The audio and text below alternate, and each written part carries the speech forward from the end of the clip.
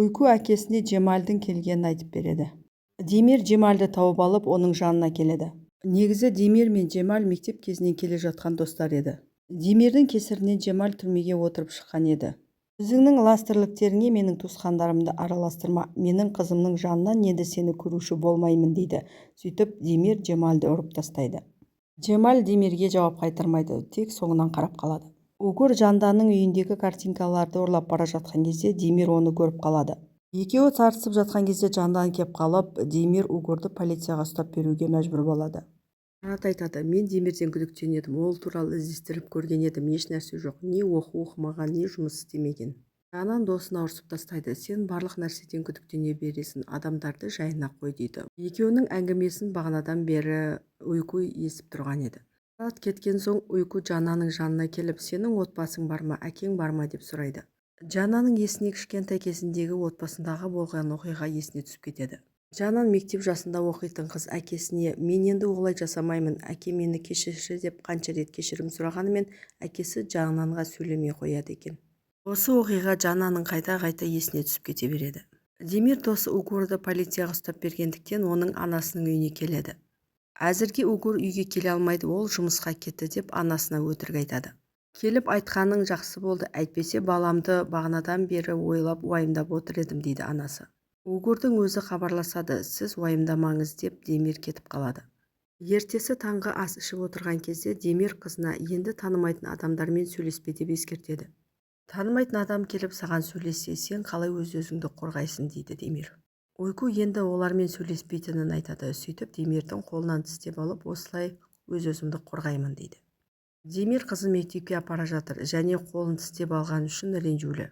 Ал Уйку болса, сен өз-өзіңді қалай құтқарасың деп едің ғой, міне мен саған көрсеттім, қолын тістеп аламын дейді. Жарты жолға келген кезде Демирдің көлігі бұзылып қалып, Уйку мектепке автобуспен кетеді. Жанан шемшек атты жылқыны көруге қожалыққа келеді. Алдын Жанан сол жылқыдан құлап түсіп, аяғын ауыртып алған еді. Ал бүгін жылқының егесі жылқыны сатып жіберіпті. Бұны естіген Жанан қатты өкінеді, өйткені шемшекті кішкентай кезінен бастап өзі асыраған еді. Тәрбие меңгерушісі келіп балаларға, мұғалімдеріңіз кешігіп жатыр, кішкене тыныш отыра тұрыңдар, қазір келеді дейді. Мұғалімнің жоқтығын пайдаланып, далада серуендеп қайтайық деп Уйку досын үгіттейді. Сөйтіп екеуі сабақтан қашып кетеді. Ал Демир болса әлгі баскесерлерге келеді. Сендерге картинка керек, ал мен қыздан құтылуым керек дейді. Қызымнан құтылмайынша картинкаларды ала алмайсың, маған ол қыздың әпкесін тауып беріңдер деп оның суретін береді. Баскесер Демирдің шартына келісуге мәжбүр болады. Сөйтіп оның әпкесін тауып беруге уәде етеді. Мұрат Жананды ұнатады, сондықтан оның қауіпсіздігін ойлап, оның үйіне камера орнататын жігіттерді жіберіпті. Жанан үйге келсе, камера орнататын адамдар оны күтіп тұр екен. Солай Жана үйіне видеобақылау орнатады.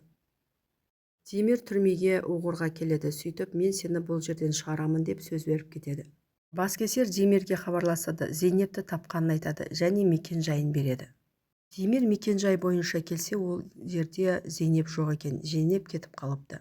Зейнептің қайда кеткенін білмеймін, бірақ анасының қайда тұратынын білемін, ақша берсең мекен-жайын айтамын дейді. Демир ақшасының жоқ екенін айтады, оның орнына әлгі адам телефоныңды бер дейді. Сөйтіп Демир телефонын тастап, Зейнептің мекен-жайын алады.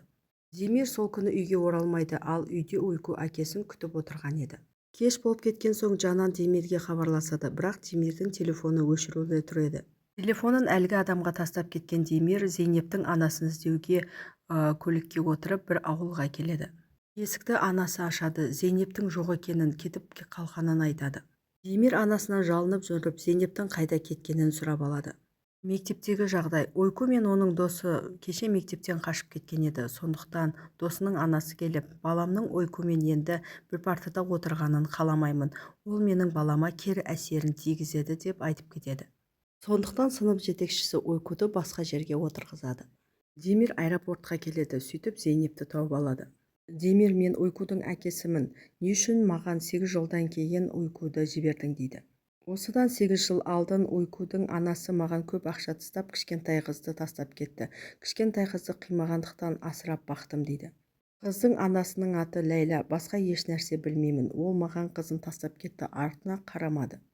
Мен енді ұйқыға қарай алмаймын, өз қызыңды өзің бақ дейді. Демир еш нәрсе түсінбейді. Неге қазір тастап кеттің? Неге 8 жылдан кейін? Неге ертерек әкелмедің?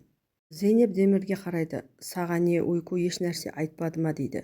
Сөйтіп, Демирдің еш нәрсе білмейтінін біліп, Зейнеп жалма-жан қашып кетеді. Демир ұйқы маған не айту керек еді деп Зейнептен қанша сұрағанымен Зейнеп еш нәрсе демейді.